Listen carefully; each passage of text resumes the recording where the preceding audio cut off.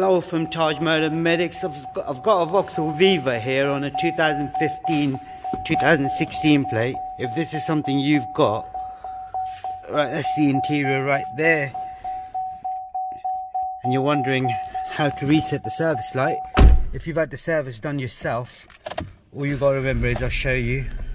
If you just see there, that's oil change. So that's what we're going to reset, and it's going to be done through this menu right here. So if I switch the ignition off, switch the ignition on only, press the menu button, press it again, and I need to press and hold this button. So if you get to this oil warning oil symbol with the 0 on there, so you then hold this button till it goes to 100, then you press the menu button.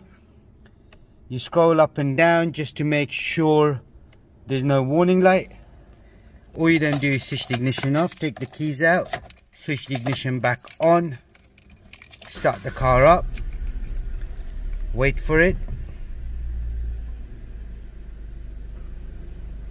That's it, that's all done. Had to do on this particular model. If there is anything else you need to know, please do leave us a message down below, and then check out the playlist for Vauxhall as well. There's a service reset playlist as well, and don't forget to subscribe to our YouTube channel. Like the video, thank you and goodbye.